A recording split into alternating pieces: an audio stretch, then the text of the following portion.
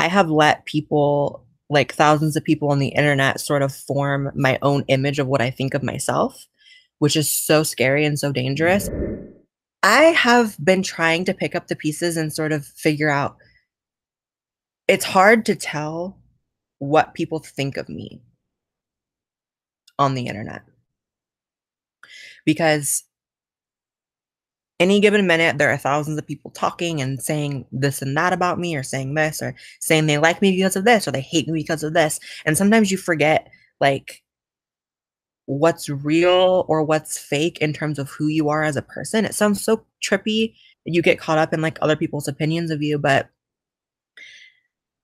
I have, in a way, I realized, become like not ashamed, but like a little bit embarrassed of um some of my content, especially content in the past. Not really lately, but in the past, with one exception, and I'll get to that.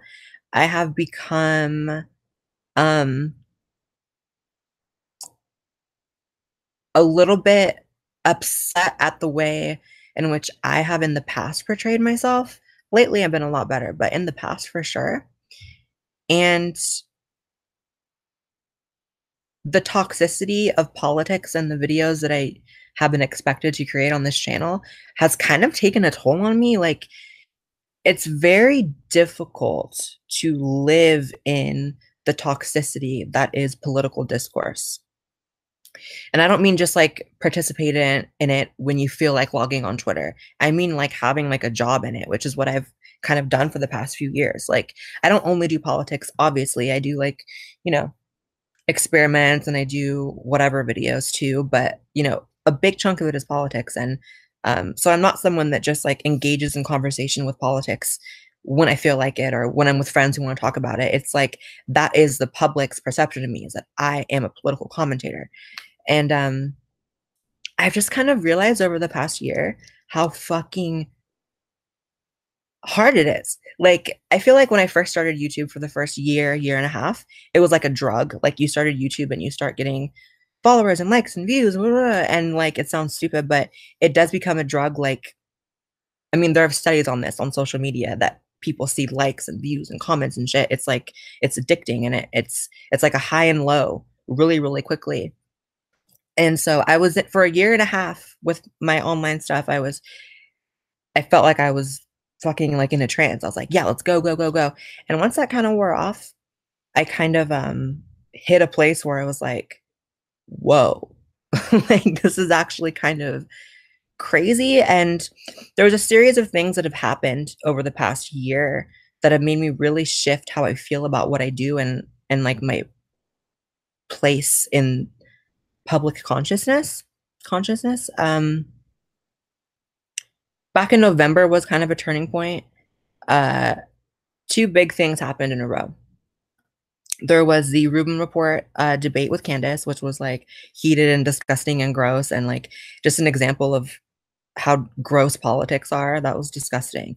And even though she acts a certain way, I know she's like disgusted by that too. And I know she feels like fucking, like, maybe not bad about it in terms of like guilty, but bad about it like it was a bad moment. And I know she's embarrassed by it because people comment on her stuff all the time about that, and she'll delete it and block them instantly. So I came out of that feeling like, ugh, like politics can be so fucking disgusting. And like, it was also a very different thing being face to face with that ugliness. And then 2 days after I did that video, I filmed the MAGA hat video where I went in Hollywood and I wore the hat. And you guys know, obviously, like, I got assaulted twice. And after that, I was like, fuck. It's like, I'm doing all of this and it's taking such a toll on me, like physically, mentally, emotionally. It was like a gross little turning point where I started to be like, fuck, like, is it worth it? Like, this is kind of really intense. I'm getting like shit thrown in my eyes. I'm getting like screamed at by some angry bitch on fucking live YouTube. I'm like, it's just kind of a lot. Like, it's different than sitting in your apartment and recording a video and this is my feelings on this. It's like really being in it, and like, it's fucking terrible. Those are extreme examples. But so after that, I was like, man, like, I really want to switch up what I do. And this is just it's just so much toxicity and negative energy. And I'm not a spiritual person. I'm not like energy. No, I mean negative energy in the general, like fucking like, oh, it sucks kind of way. And so then for a few months I kept doing it. I kept doing it. I did a debate with Ben Shapiro on my channel, and I thought that was a good debate. I still like that one. That was very simple. It was very nice. Um, and then I started growing like a disdain for the discourse. I started growing a disdain for people that I used to like. Like, and I'm not gonna name names because this isn't like drama. But over the course of time, I started, and I hope you guys are just bearing with me here. This is like so much to talk about. Over the course of time and being involved in politics and moving to LA where everyone lives in terms of political commentators, not everyone, but a lot of them, you know what I mean? I met a ton of them. And I started realizing, do you guys know how very few of them actually believe what they say they believe? Maybe you wouldn't be shocked by that, but maybe you would. Because for me, it was a little shocking. Just continuously meeting them and meeting them and meeting them and realizing how many of them are just people who tried for years and years to be in the entertainment industry, be famous, be, you know, in the media, etc. And they couldn't do it because they didn't have the talent or they didn't have books, and I'm not being mean, or they didn't have the whatever, or things just didn't work out the way they planned. So they go to politics. And do you guys also realize how very few of them actually like doing it? Like the overwhelming majority fucking hate it, fucking hate themselves, fucking hate that they have to engage in such vitriol every day, like wake up in the morning and like have to be like scared about what's being said about them, what's coming out, like what new thing they have to comment on, and they have to like, and so many of them lie every day of their life, every minute, every hour, posting, posting, posting, lies, lies, lies, lies. To the point where they just feel dead inside.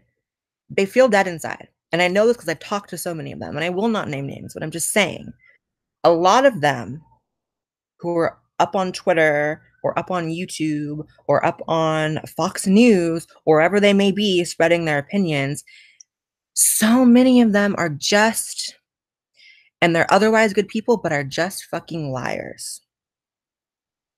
I have had very famous, very well known, very respected, very well liked by probably almost everyone in this live chat and everyone watching people say to me, Blaire, I just want you to know I have no problem with trans people. I have no problem with you. I have no problem with LGBT, whatever. I have my brother who's gay or my sister who's trans or whatever.